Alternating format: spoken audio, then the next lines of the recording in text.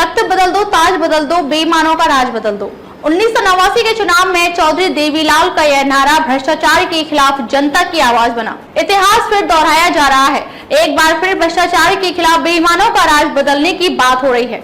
पदयात्रा लेकर हरियाणा को जगाने निकले अभय चौटाला राज बदलने के लिए दिन रात ना गर्मी देख रहे हैं, ना सर्दी बारिश आंधी तूफान में तख्त बदलने की लड़ाई लड़ रहे हैं। ताऊ देवीलाल के पद चिन्हों पर चलते नजर आ रहे हैं, उसी दबंगता से सरकार से लड़ रहे हैं, तो उसी की तरह त्याग की भावना भी रख रहे हैं।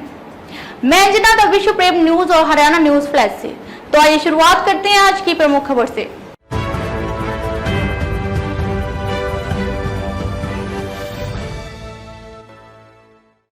अभय चौटाला अपनी यात्रा से परिवर्तन की बात कर रहे हैं, तो अब लोगों में वो चर्चा का विषय बने हुए हैं कि ताऊ देवीलाल की तरह वो नजर आ रहे हैं। उनकी तरह ही सरकार को आड़े हाथों लेना, उनकी तरह ही त्याग की भावना और लोगों के बीच में बैठकर संवाद करना सब मिल रहा है।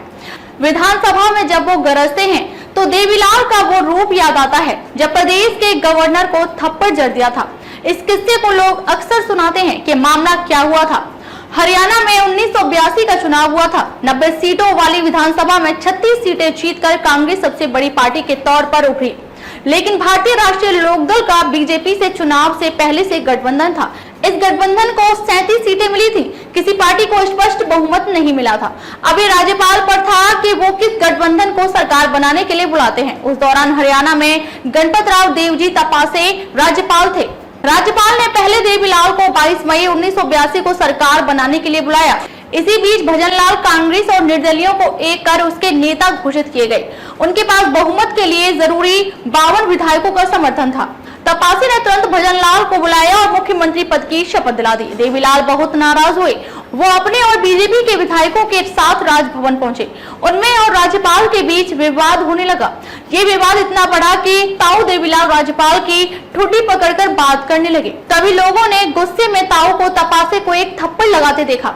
हर कोई सन्न रह गया। अगर सुरक्षा गार्ड नहीं बचाते तो हालत और खराब होती। राज्यपाल के गार्ड तुरंत उन्हें वहां से सुरक्षित निकाल ले गए, अन्यथा हालात और खराब हो सकते थे। इस थप्पड़ की गूंज बहुत दिनों तक भारतीय राजनीति में रही। तपासे पुराने नेता थे। उसी प्रकार से अभय चौटाला को कई बार विधानसभा में देखा गया। जब वो किसी मामले पर गंभीरता से बोलते हैं तो सामने देवीलाल की तरह नजर आते हैं। इसी प्रकार से अभय चौटाला ने किसान आंदोलन के दौरान विधायक पद से इस्तीफा दे दिया था, जैसे ताऊ देवीलाल ने दिया था। जब लोकसभा में सभी सांसदों ने सर्वसम्मति से अपना नेता चुन लिया।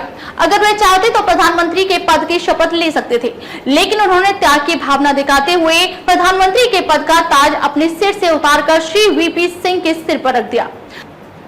फिर वह 19 अक्टूबर 1989 को भारत के उप प्रधानमंत्री बन गए और इस पद पर वह 21 जून 1991 तक विराजमान रहे। सभी देशवासी उनको प्यार से ताऊ देवीलाल कहकर बुलाते थे और लोगों ने उन्हें शेर हरियाणा का खिताब भी दिया था।